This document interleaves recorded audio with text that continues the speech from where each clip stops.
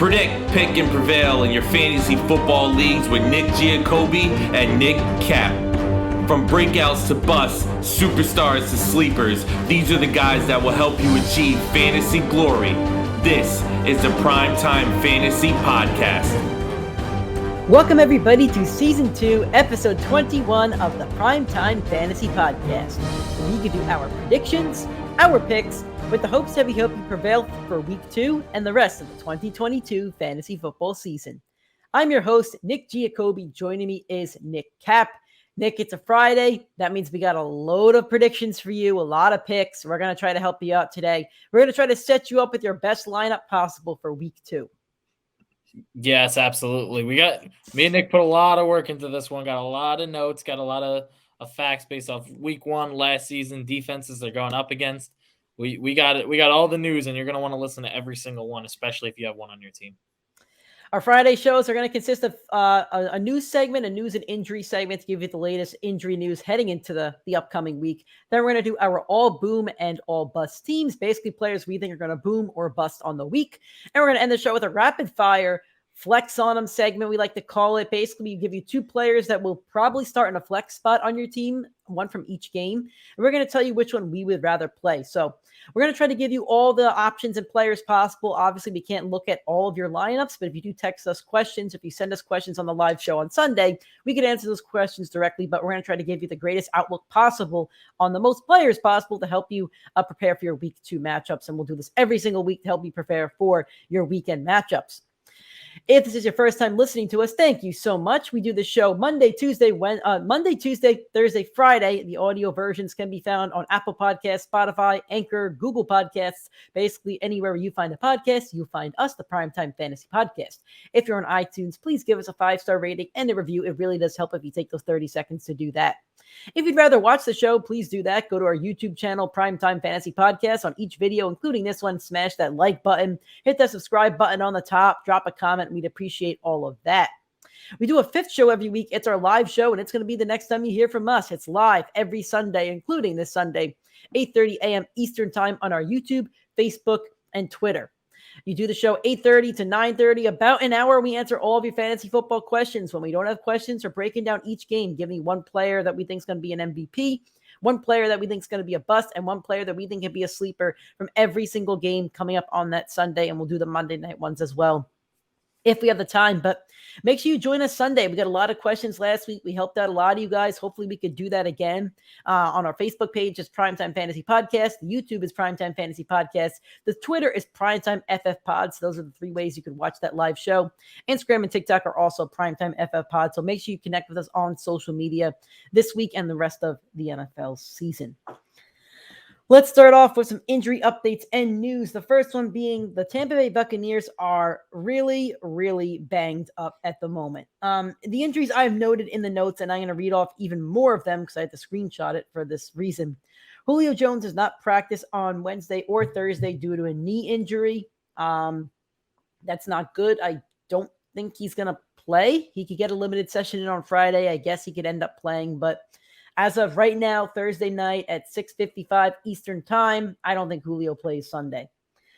Russell Gage, what'd you say? I'm sorry. I think he's going to be in. We saw the play where he got dinged up and he played the rest of it. He just looked like he had that old man sore walk afterwards. I think he'll be fine. All right. Russell Gage returned to practice on Thursday. He got a limited practice in on his hamstring injury. Looks like he's good to go.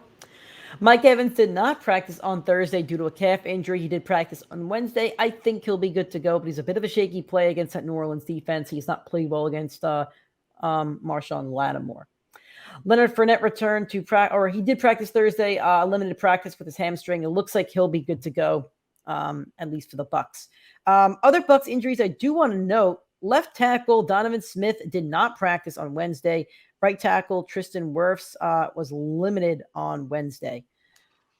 We'll talk about this a little bit more, at least I will, in one of our segments. But what do you make of the Bucs being a bit banged up this week? It's tough. Brady does not. The only time you'll see Brady not as the GOAT is when there's pressure on the outside and pressure on the inside. And this offensive line is not healthy. Those receivers are not healthy. It's not a good situation for Brady going up against the New Orleans Saints defense, who has always been good, always played Brady well.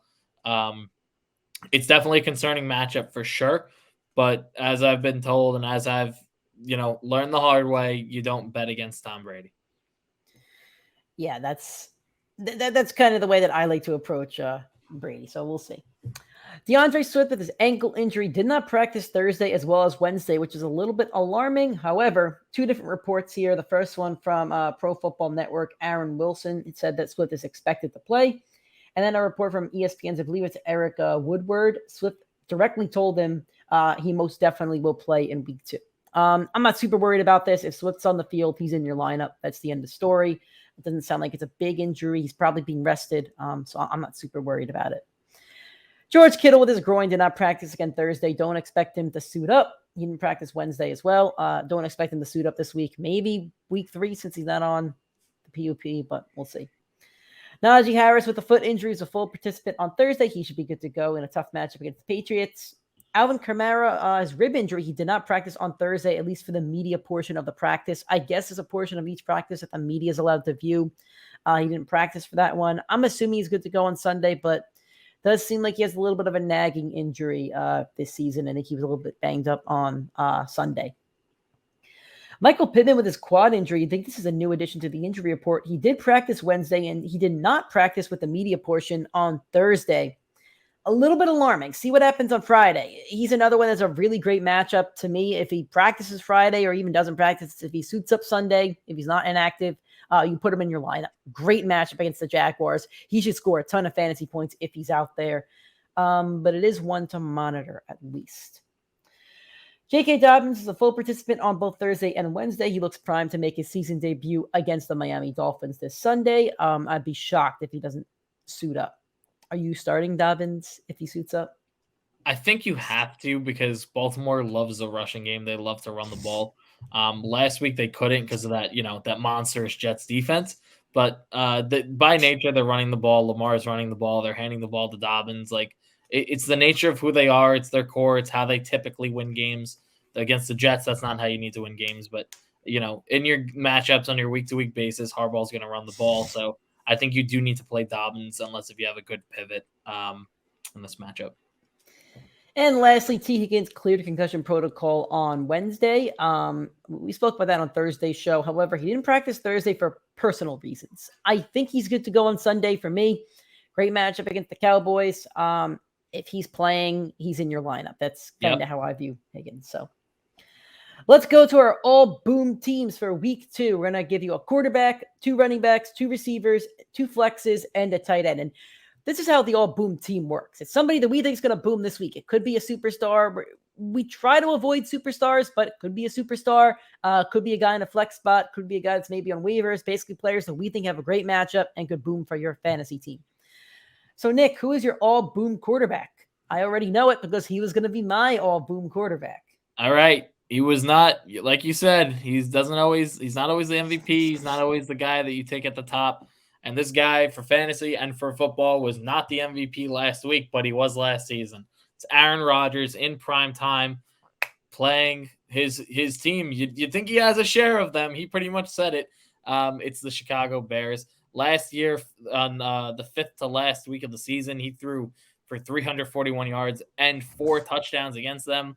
Last year in week 1, Rodgers also struggled. He only threw for 50% and 2 picks, no touchdowns against the Saints. The Vikings defense is very good. They were very good last week. They're going to be very good this year. And they were able to shut down Rodgers. Rodgers bounced back in week 2 and gave you 250 yards, 4 touchdowns, 80 completion percentage against Detroit. And this week he gets the Bears, who, the poverty franchises of his division. He should put up a monster game. He should put up 3-4 touchdowns. He should put up 250 to 300 yards. That's exactly where I think his line is. And I would look to start him if you have him this week. If he can't put up a good game against the Bears, there's going to be a big conversation of whether he winds up on your waiver wire. And just to be clear, Rodgers loves beating the Bears. He loves them. His average in his last 2 years against the Bears is over 25 fantasy points. He's had 15 touchdowns in his last, I think, 4 games against the Bears or something like that. He wrecks the Bears. That's why he was going to be my quarterback. But I have another quarterback that I think has a bounce back week, and it's Derek Carr. It's a quarterback I've been high on this season. Only at 13.8 fantasy points in week 1. I think he had 2 picks, so a little bit of a rough game against the Chargers defense that when healthy, is a pretty damn good defense. Joey Bosa and the new addition of Khalil Mack coming off the edges. Then you have Derwin James, who they paid, one of the best safeties in the league. I think they have a good corner or two as well. So Chargers have a good defense, and Carr didn't look his best, but I think he has a chance to rebound this week against the Cardinals, who allowed Patrick Mahomes to be the quarterback one last week. And Mahomes is going to be a top 3 quarterback probably every week, top 3 to 5 every week. So it's not just the Cardinals defense being bad per se, but there's a good chance for Carr to rebound. A lot of weapons on that team. Devontae Adams had like 35 fantasy points last week. I know Renfro didn't have a great game. Jacobs didn't have a great game. Waller was okay, but Kelsey had I think 80 yards and a touchdown last week, so Waller should have a good game, and I think Derek Carr is a good game. So play the matchup. If you have Carr and you're deciding between him and like Brady or somebody, I think I'd play Carr in this one. I think he has a good matchup. I agree with that. Who's your first running back boom for this week? All right, Nick, I'm going to have a new motto for the season, all right? It's something I think I'm going to live by week to week, right? If Miles Sanders cooked your defense, you're getting cooked. That defense is getting cooked the following week. It's Antonio Gibson. I'm riding him this year. Guys, the Detroit Lions, who allowed Miles Sanders close to 100 yards and a monster game. Look, Gibson looked like a bell cow last week. Last week, he had 14 rushes for 58 yards, 7 catches on 8 targets, 72 in the air, put up about 20 fantasy points, and that was with no touchdowns. That's the type of stat line you see from Kamara at his peak. You saw from CMC at his peak. I'm not saying Gibson is that, but I'm saying if he's used like this in this offense and he has matchups like this against a sorry Detroit team that just allowed the most rushing yards in the league between the quarterback and the 3 running backs that they used, Antonio Gibson has massive upside as a bell cow. I think if he replicates last week, you're very happy, and he has a lot more upside of a touchdown in this matchup. And my biggest takeaway from last week is that they used Gibson as a 3-down back, and they actually passed him and didn't go to McKissick. So we'll see if they continue that trend. But if they do it back-to-back weeks, Gibson's going to end up being one of the steals of this year's draft. I don't love taking studs in this segment. I really don't. However, I have back-to-back running back studs coming for you because I think and if I take a stud, I'm going to tell you why. I'm going to tell you that they're going to be a top blank position. So last week against the Carolina Panthers, Nick Chubb gashed them for 141 yards, no touchdowns. I think he had 1 or 2 receptions for 15.3 fantasy points. It would have been higher if he had a touch. It's tough for the running backs without the receptions to, garner fantasy points, but still 141 yards is 141 yards. Now his partner Kareem Hunt had 23 fantasy points, 4 receptions, 2 touchdowns. The New York Giants are going up against the Panthers this week. Saquon Barkley had 33 points. I think he was the running back 1 on the week. He was. You know what? If Barkley makes it through this game, he's going to be a top 3 running back again. I don't know if he finishes number 1, but I'm putting him in this boom because I think he has a chance to do it again. There's nobody behind him that they're gonna go to. So Barkley's gonna get the receptions that Kareem Hunt got, and he's gonna get the rushing attempts that Nick Chubb got. So now all you have to do is run it down their throats. That's all you got to do to beat Carolina. And I think the Giants could win this game, and I think Saquon could end up being a top 3 running back because of this reason. So if I'm picking a guy in my boom segment that you drafted in the first few rounds, you better believe they're going to be one of the top scorers of the week. If you have Saquon this week, your opponent should be scared. And if you're facing Saquon, you should be scared because every time he touches that ball, I think he has a chance to go like 50 yards. So yep, there you go. Who's your second running back boom of the week? All right. It was the biggest bell cow of week 1, which I can't believe it. And it wasn't off workload, but it was off snap percentage. It was Darrell Henderson, who was, I think, me and Nick's number 1 waiver wire target if he was on your waivers. We saw it at opening kickoff. It was a terrible game script against a tough defense, so he didn't put up great numbers. But he led the league in snap percentage at the running back position. He only had 13 carries for 47 yards, and that was all game script. But he did see 5 targets, caught all 5 for 26. So he put up a solid week, and he didn't put up a touchdown. But instead of facing the number 1 ranked Buffalo Bills, he's facing the worst defense in football in the Atlanta Falcons this week. It's going to be a phenomenal game script. And for a guy that you just took off your waiver wire, this guy has top 5 upside this week if he can find the end zone once or twice. And with the same workload, he's going to get more yards per carry. He's going to get more yards in the air. Everything makes up for Henderson to have a monster week against this pitiful defense. So, again, I really don't like picking studs. But when a matchup is too good at this point, I feel like you kind of just have to. So Monday Night Football, right? We all watched it, and we all watched and then Nathaniel Hackett just like shit the bed. You know who did not shit the bed for your fantasy team was Javonte Williams. He had 19.8 fantasy points, no touchdowns, and he was a reception machine. I don't know if you know this, Nick. He led the team in targets and receptions. He led the league in targets at running back. I think he had 12, right? Yeah, there you go. Do you want to know who's number 2? Who's Saquon? Mr. Breece Hall, baby? Let's go, New York Jet. Anyway, so Javonte Williams had a great week. I know Melvin Gordon got a couple more rushing attempts. It doesn't worry me. Javonte Williams was on the field for the 2-minute drills and on third down, whatever. Houston just gave up 32 points to Jonathan Taylor last week.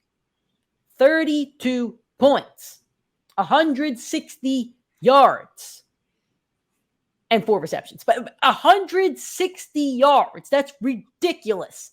Javonte Williams needs a sample size of that workload and needs a couple of receptions. He's going to be right there with Saquon Barkley. There's no reason why both of those running backs should not eclipse the top 5, probably the top 3 this week. Like, if we look at the running backs last week, they did not boom. McCaffrey didn't boom. Dalvin Cook didn't boom. Kamara didn't boom. Najee, Derrick Henry, I could go down the list.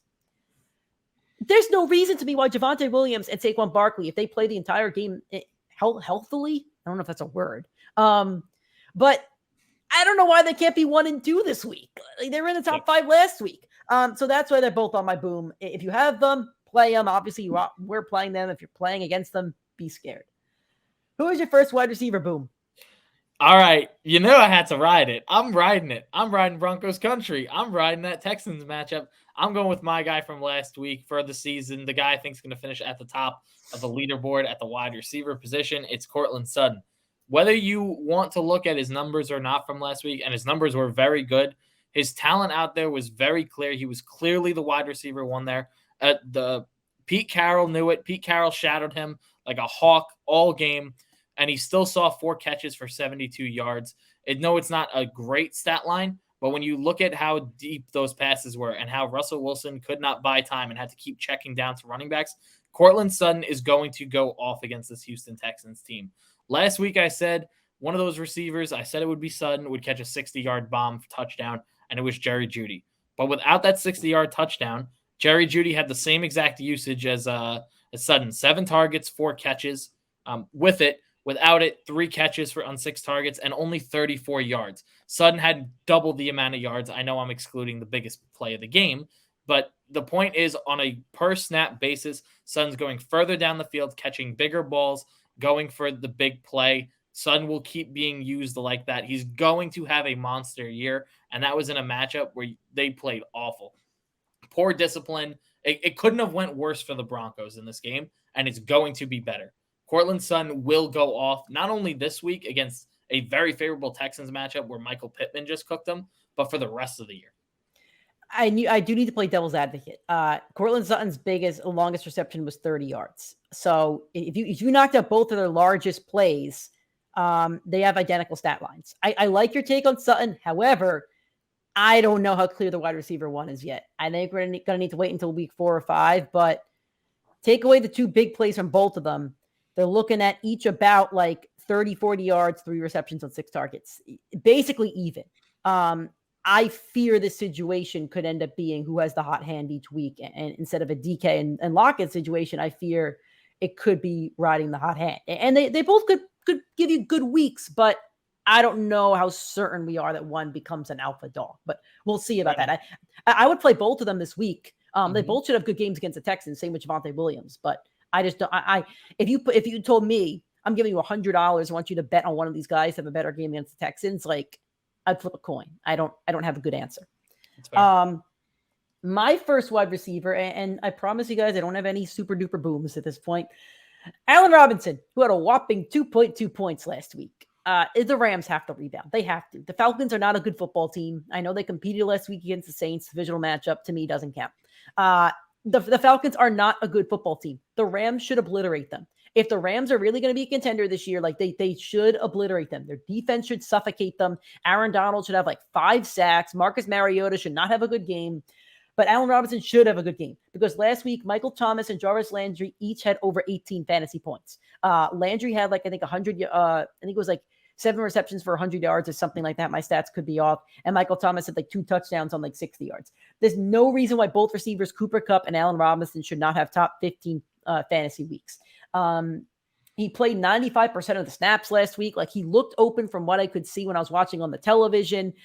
I think Stafford's still going to have tunnel vision for Cooper Kupp. He's still going to feed Cooper Kupp, but Allen Robinson should fill that Robert Woods role. And Robert Woods wasn't having a bad year last year before he got injured. He wasn't having the year that we hoped he would, but he wasn't having a bad year. So I think Allen Robinson rebounds this week. I think he gets in the end zone. I think he gets to a couple receptions in 60, 70 yards. At least I hope so, because this is the get right defense. So we will see what happens.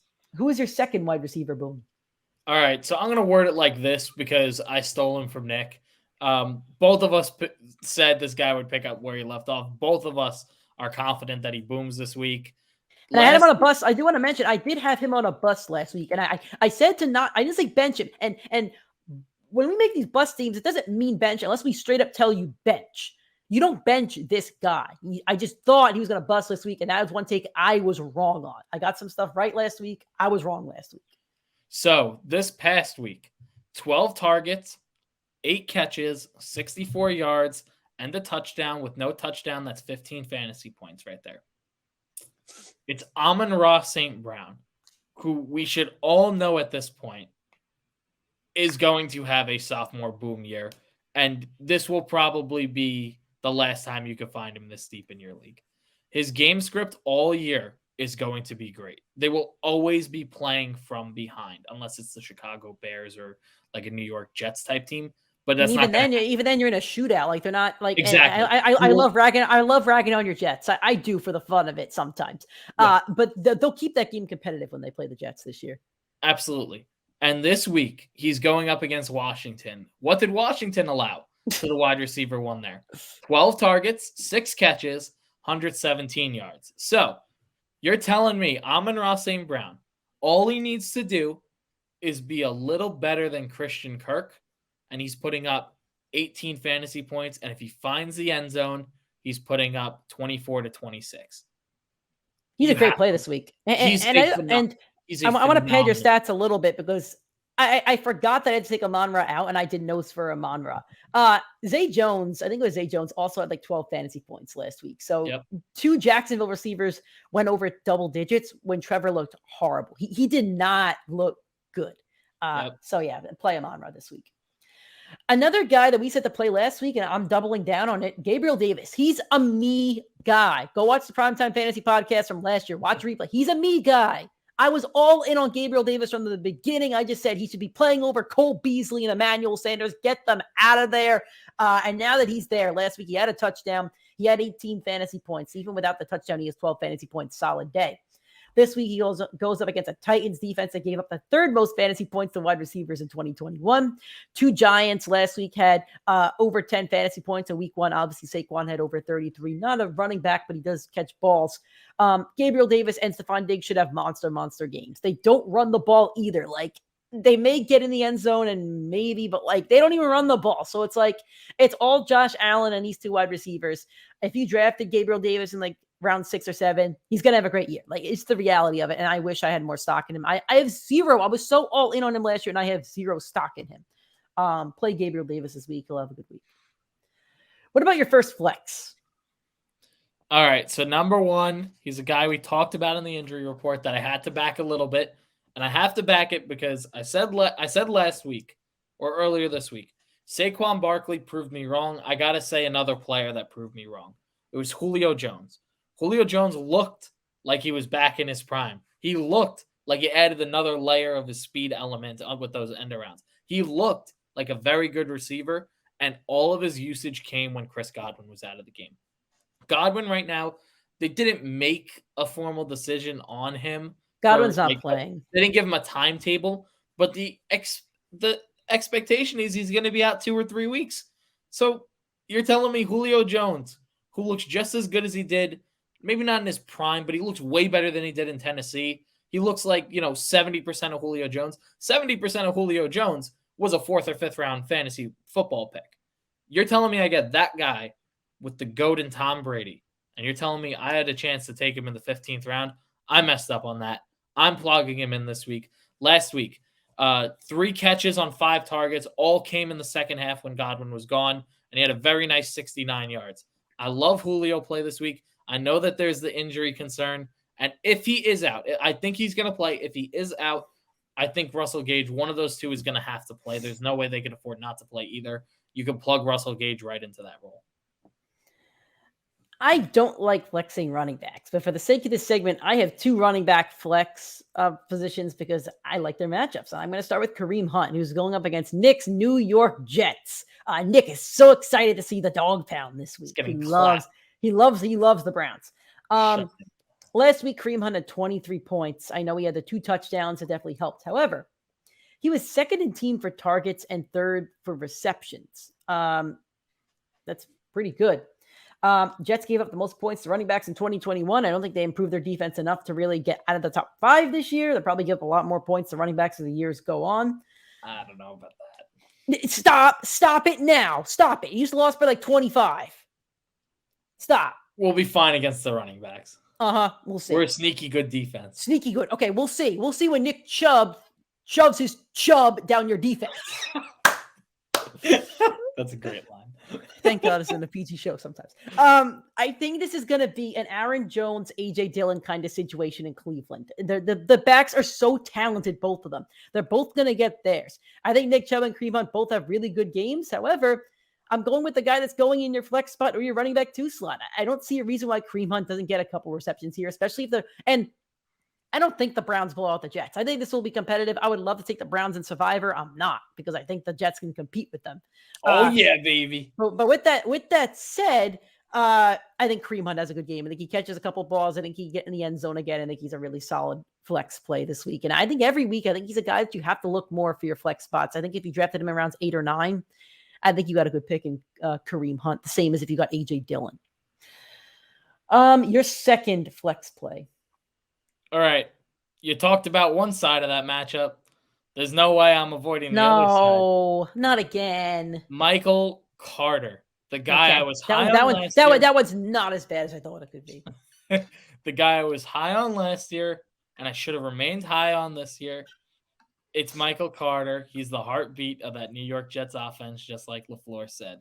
Last week, had 9 targets at the running back position. He was ranked 3rd for all of running backs. The only 2 players he was behind was Javonte Williams in PrimeTime and Breece Hall, who's his backup.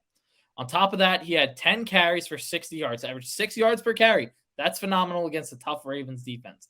The Browns defense is tough too, and the Jets are going to have to pass a lot, just like they did this past week. Michael Carter is going to see a lot of usage. He saw 17 fantasy points without finding the end zone. I think you got to lock him in this week. I think you got to lock in that workload, that passing game. 10 rushes and 9 targets. That's literally 50% of what CMC puts up on a weekly basis in his prime.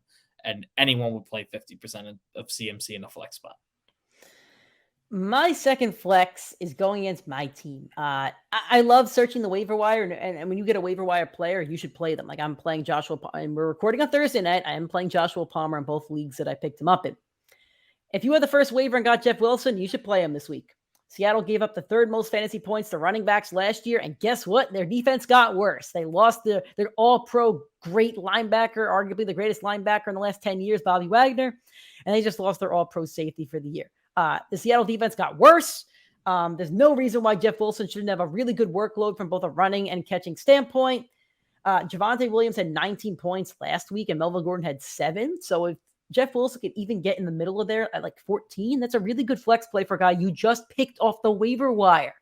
Put in Jeff Wilson, he should have a nice stat line for you. Your tight end, your last spot for your all boom team. Nick, I have a question for you. I like questions. Let's hear it. Who led the league in targets at the tight end position last week? Was it Dalton Schultz? No, it was not Dalton Schultz. Give me one more guess. Kelce. It's not. It's not a stud. It's not a stud. I really want to take one more guess, but I'm running through my head. I can't think of one. Who do we got? It was my guy last year at the tight end position. It's Tyler freaking Higby, baby. It's the return of the man, Tyler Higby, the only tight end in football that saw double-digit targets last week. That's crazy to think about. He saw 11 targets. He's on pace for a 180 target season. That's crazy. He's not getting 180 targets. But no. Are you telling me that he's not going to get 6 to 7 targets a game based off that workload? And now he gets Atlanta with more touchdown upside. On Thursday, you watched him go up against the best team in football, the best defense in football, held the Rams to 10 points in that game. The Rams are not going to be held to 10 points at any other point of this year. Against the Falcons, most certainly not. They could go for 30, 40, 45, maybe even crack a 50 bomb if they're that pissed off at their Thursday performance on a 10-day break. Tyler Higby has a role in this game. Tyler Higby has touchdown upside. I'm playing Higby in 2 leagues and over guys like Cole Kmet, over those other tight ends that you drafted later in the draft. I think Higby's a solid play. There's no way you're going to tell me I could take a waiver wire flyer on Tyler Higby who had double-digit targets and not slot him in over guys like Kmet. And even Goddard would really be where I draw the line. Anyone under that, I would take Higby over. For me, I'm going with Zach Ertz, a guy that I just picked up off the waiver wire because I have to replace George Kittle. He had 11.4 points last week. He had the touchdown to save his day. He was a little banged up last week. He got healthier this week. He was a full participant in Thursday's practice. On top of that, the Raiders gave up 50 yards and a touchdown to Gerald Everett last week. That's Zach Ertz's opponent this week. The Raiders were not good against the tight ends last year, I believe. So this should be a good matchup for Zach Ertz. He'll be Kyler's number 2. I hope the Cardinals are pissed off because I got Kyler in a league. I got Marquise Brown in 2 leagues.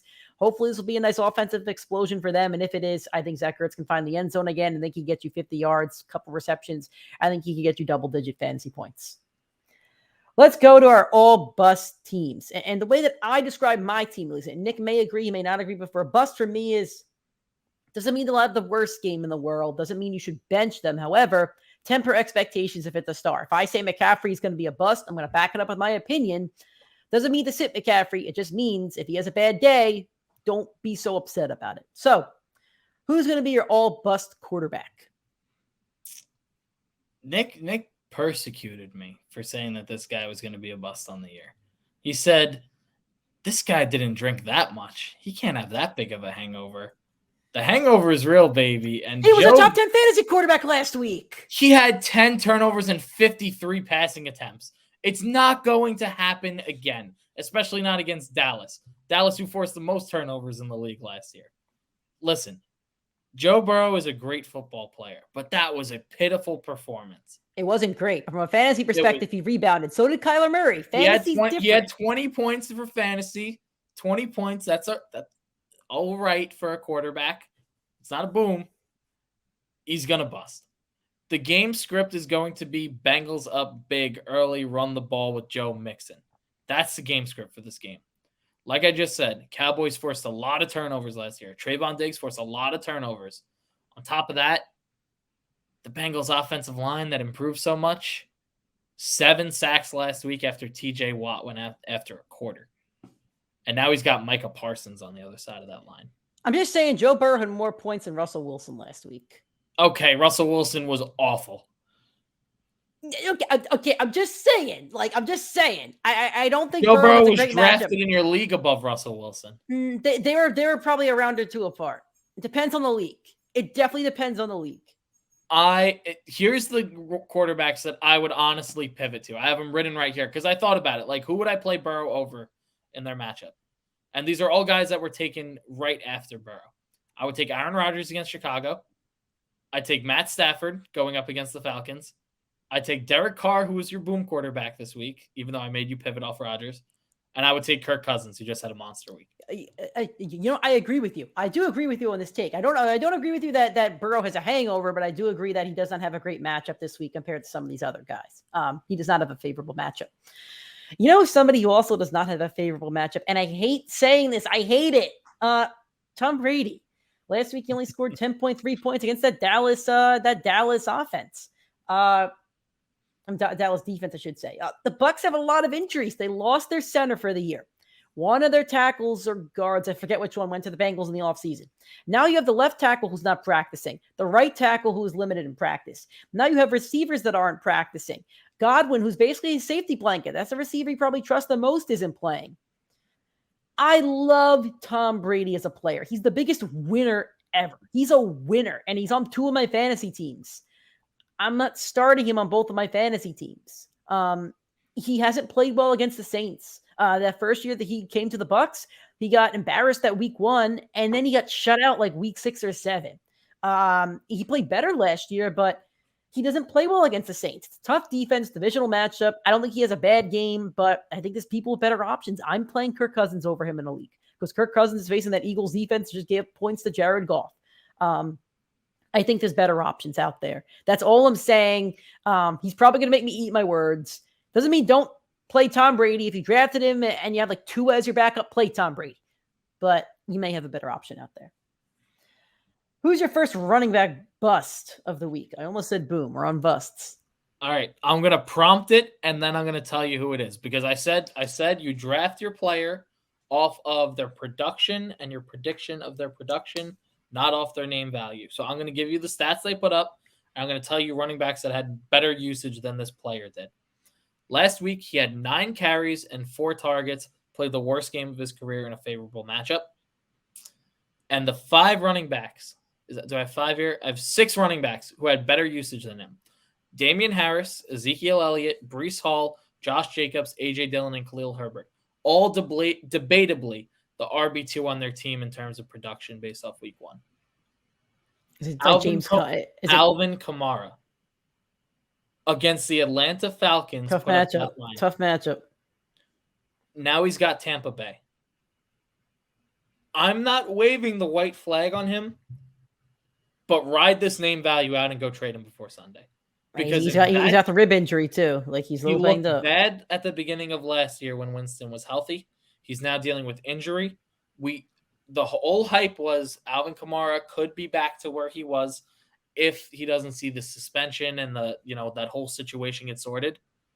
He looked awful for a guy that was supposed to be a prime running back. That was supposed to be the steal of the second round. I would trade him off name value today if you could. You know, there's another name value guy that's not going to have a great weekend. You may want to try to trade, but probably can't. That's the guy that's eating a little bit too much food lately. Ezekiel Elliott, 5.9 fantasy points last week, and that was with Dak Prescott. With Dak Prescott, Zeke's a pretty solid running back in fantasy. 78 games he's played with Dak. He averages 86 yards. He has 55 rushing touchdowns. That's almost a rushing touchdown every single game he's played with Dak Prescott. He also averaged 3.2 receptions a game on 26 yards with 11 rushing touchdowns. Looks, he's pretty good with Dak. Now, in 11 games without Dak, his average goes from 86 rushing yards to 60. In those 11 games, he has 1 rushing touchdown. 1 single in 11 games without Dak Prescott. His receptions dipped from 3.2 to 2. His reception yards average dips from 26 to 17. With Dak, he has 11 reception touchdowns without 1. Ezekiel Elliott, I'm just going to say it. This is one I consider benching. I don't think he's playable. I do not think he's playable without Dak Prescott. I had him a few years ago without Dak Prescott. And the only reason I won the points championship was because of my receivers, not because of Zeke. On top of that, he's facing the Bengals defense, who just told Najee Harris to like 20 yards on 10 carries. And I know Najee's in a good game script. In a good game script, yeah. So this is a star that I think you need to consider benching if you want to win week 2. I'm not saying bench Brady. Zeke, that's a star you're going to bench. And Nick with Kamara, I wouldn't bench him either. But Zeke, to me, he's a bench candidate. All right, Nick, I did it last week. I'm going to do it again. I'm going to double down because this take will never fail. Uh-oh, reeling something in. I'm reeling something in. I'm reeling in the bait. I'm reeling in the bait. Last week, the bait worked. He caught the hook. He played well.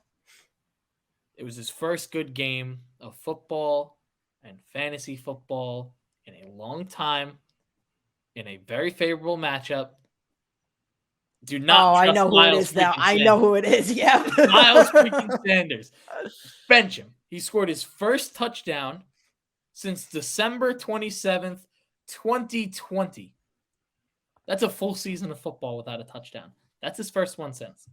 Against Detroit. This week, Minnesota. They have 4 guys that run the ball in Philly. Hurts, Sanders, Boston Scott, Kenneth Gainwell. Between Aaron Jones and A.J. Dillon, they put up 30 points. Jalen Hurts is eating most of those. And then the rest is for those 3 to share. Because there is no more, that is a top 5 running back duo in the NFL. Miles Sanders ain't in there. I ain't playing him. I'm not falling for the bait. Yeah, that's one I'm just always off the train of.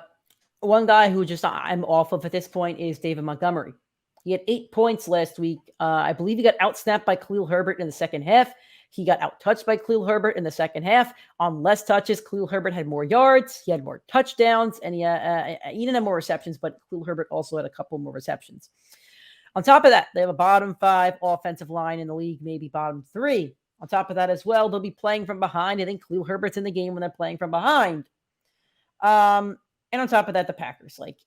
It's the Packers. They're not going to win that game. It's not going to be a good game script. I'm off of David Montgomery on Sunday Night Football. I'm basically off of every bear I can, except for maybe Khalil Herbert and a little bit of David Montgomery, a little bit of Khalil Herbert and Darnell Mooney. But for me, Montgomery, bad game script. He has somebody behind him who's probably better than him and fits the scheme better.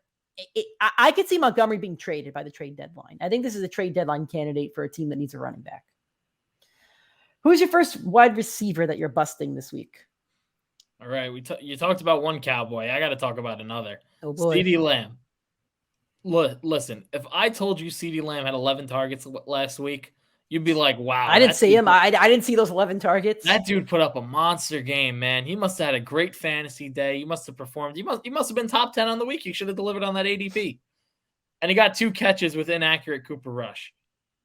That was it on 11 targets, right? And now we got Cooper Rush for a whole game. You're telling me I want to trust this guy that I took at the middle of the second round? CeeDee Lamb, you can't bench him for where you drafted him. But if you're in a 10-man league with 1 flex, you sure as well better have a better player. I think you're in trouble. Yeah, I think you're in a little bit of trouble. You're in a big bit of trouble. I'm benching it. I have him in a league. I'm absolutely hitting the bench with him because I have the depth to do so. My first receiver is Christian Kirk, who had a solid game last week against a really bad defense. He had 17.7 fantasy points. Now he's going up against the Colts, and Brandon Cooks had a decent day against the Colts. I think Davis Mills is a little bit better than Trevor Lawrence. Trevor did not look good last week. He didn't look good last season. On top of that, Stephon Gilmore might be shadowing him a little bit. I don't really like playing against Gilmore.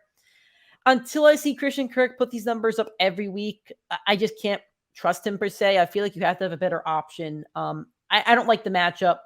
I say he's a bust this week. If he proves me wrong, then you know what? I'm going to tell you next week he proved me wrong and he should be in your lineup every week. But until then, I say he's a bust.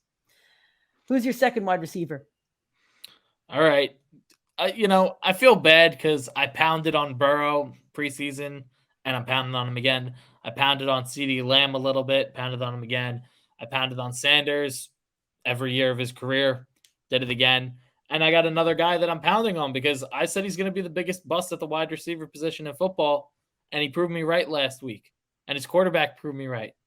Walmart Sam Darnold, that quarterback, throwing to the number 1 receiver. No, number 2. No, wait. Robbie Anderson looked better. Robbie Anderson, hold on. I just want to defend this for a second. Robbie Anderson's points came off of 1 touchdown, like a 70-yard touchdown. He out-targeted him. I don't know, 1 game. I'm just saying, 1 game. The number 3 target for Walmart Darnold, it's DJ Moore. 6 targets, only caught 3 balls. Great game script. Perfect game script for him. Playing from behind the entire way with Baker Mayfield at quarterback, who's more accurate than Darnold, who's a better quarterback, who wanted to, he gave a big old F-bomb to Cleveland, said, I'm going to go show him.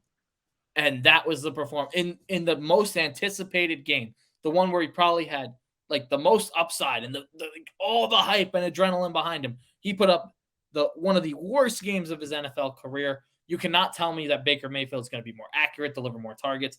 When Christian McCaffrey came back, it was going into DJ Moore's workload. That's it. Moore belongs on your bench. If you could trade him off name value, do it because you're going to regret playing him for the rest of the year. My second receiver bust is Rashad Bateman, who I wasn't sold on week 1. He had 13.9 fantasy points, I think, on 3 targets, but one of those targets was a 55-yard touchdown. I know he got it. I know he saved his day, but he got out-targeted by Devin Duvernay.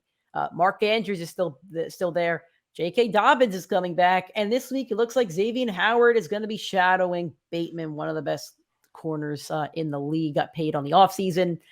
Don't like the matchup. Don't like the target share. Don't like the reception, numbers over there.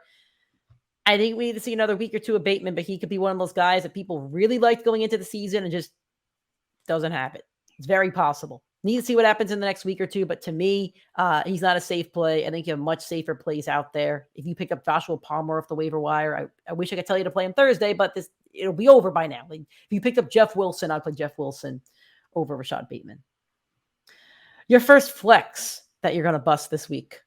Another guy I've been pounding the desk about. It's Amari Cooper. He was out-targeted by Donovan Peoples-Jones. No one saw that coming. That was this is a good one.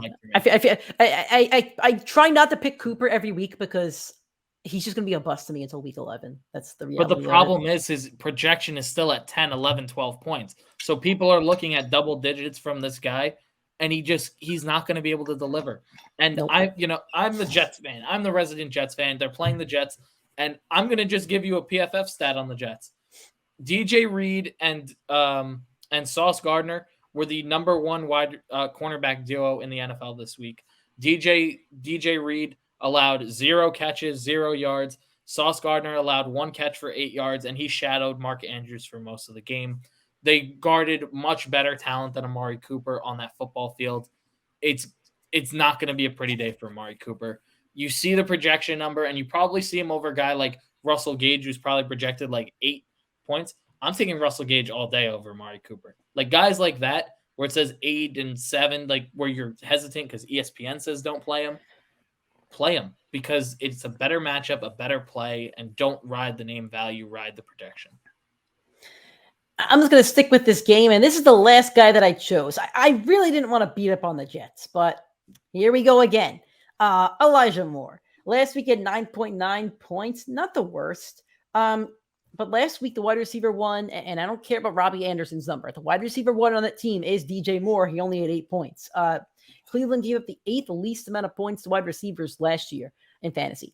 They're good against receivers. And if Flacco's just going to stand there in the pocket and wait for Myles Garrett to sit on him, like, I don't see much work coming for Elijah Moore. I think it's a much more attractive play once Zach Wilson gets back and against some of these other teams. But until then, I'm still not sold on it. I think he's a bust this week. Again, I think there are other options that you could pivot to for a flex spot. There's so many options. I don't think Elijah Moore is one of your better ones for this week. In a game that I don't think is high scoring, and I think it's going to be a faster game because they're both teams should run the ball in this game, and we'll see if they do, but it could be a fast game. Who's your second flex? I agree with your take, but there is a worse team in that division than the New York Jets. It's the New England Patriots. They're not good. They are not good at all. Awful. And I'm going to give you 2 guys I would bench, and it's both their running backs this week. Last week, they saw pretty much an even 50-50 split at the position. And with an unhealthy Mac Jones, he has back problems now, and they said he was out for practice with illness. Like, he's not getting any preparation for this matchup. I'm not in love with him going up against the Steelers. I'm not confident in those running backs going up against the Steelers. Last week in total, they saw 17 total rushing attempts, 9 and 8. They saw 5 total targets, 3 and 2. Pretty much an even 50-50 split. And the only touchdown came from Ty Montgomery. Who's now on the IR, by the way. Who's on the IR. They're not finding the end zone. They're not having a good week. Bench both those Patriots running backs.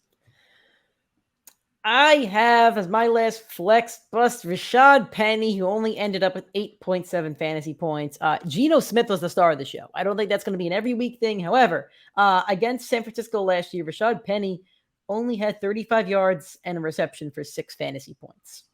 San Francisco was also only allowed was a team that allowed the third least amount of fantasy points to running backs last year. Their defense is pretty healthy. I think Nicky Bosa's back, I believe. So Fred Warner's still there. Like, they have a really good defense. They didn't get worse. And on top of that, Kenneth Walker has been practicing limited this week. It sounds like he's going to play a little bit this weekend. I think he could eat into Penny's carries. Don't like the matchups. Don't like that it's basically a committee situation. Again, just like I said with Bateman and Elijah Moore, I think you have better options than Rashad Penny. Who's your tight end bust of the week? This one was kind of tough for me, and my bust is a real bust, though. Who do you got? I got someone that was drafted pretty high. I like him on the year. I don't like the matchup. It's Kyle Pitts. Jalen Ramsey should shadow him all game. I know he played awful against Stephon Diggs, but as talented as Pitts is, he's not Diggs. He is not Stephon Diggs.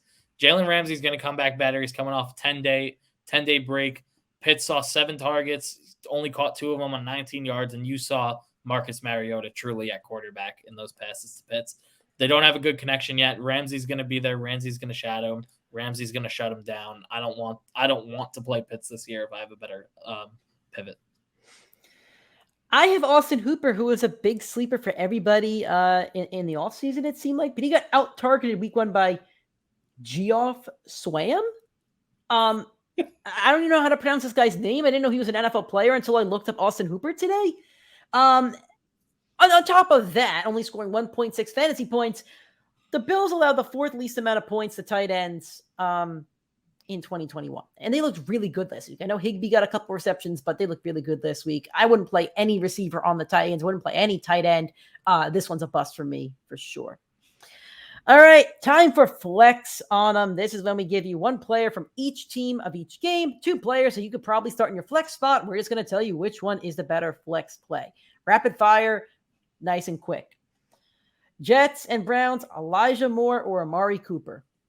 I told you to bench Cooper. I would bench Cooper. I'd play Moore. I don't love either's matchup, but I'd rather play Elijah Moore in those targets in better cornerback matchups. I'm going to agree with you there. I just don't want to touch Amari Cooper. The Commanders versus the Detroit Lions. Curtis Samuel, who had a lot of points and targets last week, or DJ Chark, who also had a sneaky good game. Javonte Smith saw 4 targets for 0 catches. DJ Chark saw a massive workload there. I'm calling the upset here. Curtis Samuel's got more hype, but I'd rather play DJ Chark in the favorable matchup. I'll play Curtis Samuel because I do want to see if Wentz ends up making Samuel his go-to favorite target. We'll see what happens with that. I had Russell Gage, but I'm going to put Julio in here as well. So whoever is the Bucs' number 2 receiver on Sunday, Julio Jones and or Russell Gage or Jarvis Landry. If Julio's the 2, I'll take Julio over Landry. If Gage is the 2, I'd take Landry over Gage. I'm taking Landry over both. He had too many targets, too many receptions, too many yards last week. If Jameis is going to target him like that every week, you have to put Landry in your lineup every single week. Carolina Panthers at the Giants. Robbie Anderson or Sterling Shepard? Robbie Anderson, target leader on that team. That's a one-time thing, Sterling Shepard. I think he's the wide receiver 1 over there right now. Jacoby Myers or Chase Claypool, Patriots at the Steelers? Chase Claypool. It ain't close. I think I'll go play Claypool, but I just really don't like either one. This is for super flex leagues. We couldn't find a cult that we really liked for the flex spots. They don't really have a wide receiver 2, so super flex. Matt Ryan or Trevor Lawrence? Matt Ryan's going to have a monster game. He's really going to have a good game. Matt Ryan puts up yards. That's the one thing you can never deny. So 300 yards, a touchdown, maybe 2. There you go. Miami Dolphins at the Baltimore Ravens. Chase Edmunds or J.K. Dobbins? I don't know if J.K. Dobbins is 100%. I'm calling another upset here. I would take I would take Chase Edmunds over him. So I really don't like Edmunds on the ground, but I like him in the air. If they give him enough balls, I think Edmunds has a really nice stat line. The Jets running backs just both had a lot of targets and receptions against the Ravens last week. If they target Edmunds, I think Edmunds has a nice stat line. So I'll go Edmunds by a hair. We're not just doing receiver, running back, because again, flex plays, everything counts. Drake London or Darrell Henderson, the Atlanta Falcons going to SoFi to play the Rams. I would take Henderson here. I think there's more guaranteed workload, but I think Drake London is a sneaky good play this week. I'll take Henderson as well. I am interested to see what happens with Cam Akers this week, though. Mm-hmm. Cincinnati Bengals at the Dallas Cowboys. We don't have flex plays for this one. We just don't. I'm taking Higgins here. Like, I don't know. I just don't know what happens with Cooper Rush. I'll take Higgins. I would take Higgins with his concussion over CeeDee Lamb. The Seahawks go into San Francisco. Rashad Penny or Jeff Wilson? I like both, but Nick just gave you every reason why you got to play Jeff Wilson over Penny, so I'll take Wilson as well. I'll take Jeff Wilson as well. Brandon Cooks or Jerry Jeudy, the Houston Texans going to Broncos country? DK Metcalf looked pretty good against them, and I think Brandon Cooks is going to look just as well. I'm going to take a little bit of an upset. I take Cooks over Jeudy here. I'm taking Jeudy because I think Jeudy or Sutton has the potential to score 20 fantasy points in this game, so I'll take Jeudy. Marquise Hollywood Brown or Hunter Renfrow, both guys did not really have phenomenal games last week.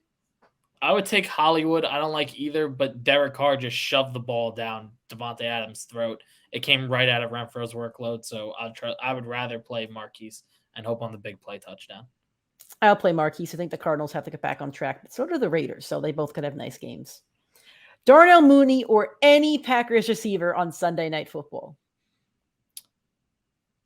I think I would take another upset here. I would take Allen Lazard if Lazard is out there. If Lazard's not out there, I think they're going to find a way to use Christian Watson. He burned him deep on the first play, and Rodgers didn't look his way. I think LaFleur's got to step in and really be a coach and say, you got to trust him. If he's getting open, you got to throw him the ball. I think Watson could have a good game. I think Dobbs could. I wouldn't play him. I would play Mooney over Dobbs, but I would play Lazard or Watson if either other wide receiver won against them.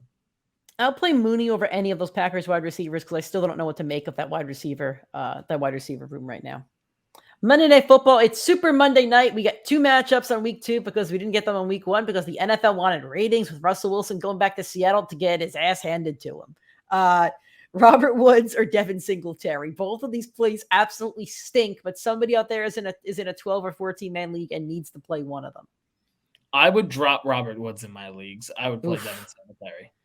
He got out targeted by two rookie receivers and by Dontrell Hilliard. Yeah, it didn't look good. It didn't look good. I'll go Robert Woods though. They signed him they traded for him. Like, I think he's got to get some targets in this one. If he doesn't, then yeah, he's going to be on a what's it called? Stash or trash next week. And lastly, I'm really excited for this one. Monday night, 8:30. The Vikings going to Philly. It's going to be loud in the link. Adam Thielen or Devontae Smith, who both did not have great week 1 games. Thielen only had like 6 points. Devontae Smith had a goose egg. I think that the way that the Vikings are going to score the ball all year is going to be through the air. I know they have Dalvin Cook and Madison back there. I think the Eagles are still going to be a run by heart and then pound the ball to A.J. Brown. You saw Justin Jefferson have a monster week on 6 catches last week. That just shows how much room they have to grow in the passing game. I'd play Adam Thielen over Devontae. I'll play Thielen because he's just a touchdown machine, but I think both could have nice games. All right, that is flex on them. We give you a lot of flex options, gave you a lot of options in our boom and bust. So hopefully you helped answer your lineup questions. And if not, join us Sunday, 8:30 a.m. Eastern time, Facebook, Twitter, and YouTube. You can come and ask your questions for an entire hour. We're going to go an hour as long as you guys are still chatting with us like you were last week. We'll answer just about every question we can, and we'll have fun with it. So please come join us and ask those questions. Facebook, Twitter, and YouTube, 8:30 a.m. Eastern time every single Sunday. Aside from that, if you want to listen to our episodes every single week, you'll find us next time on the audio streaming platforms on Monday. We'll recap week 3, give you a Monday Night Football preview. You can listen to that on Spotify, Apple Podcasts, Google, Anchor, anywhere where you find a podcast, you find us, the Primetime Fantasy Podcast. If you'd rather watch the show, go to our YouTube channel, hit that subscribe button, Primetime Fantasy Podcast. It's where you watch the live shows, where you watch every show. Hit a like button on all our videos. We'd appreciate that. Until then, keep connecting with us on social media, Twitter, Instagram, and TikTok, PrimeTimeFFPod. We'd appreciate that. Facebook and YouTube, Primetime Fantasy Podcast. Thank you guys for listening to this show. I know it was a long one, but hopefully we helped you guys out with your lineups, and hopefully you win your week 2 matchups. Best of luck, win your games, and have fun.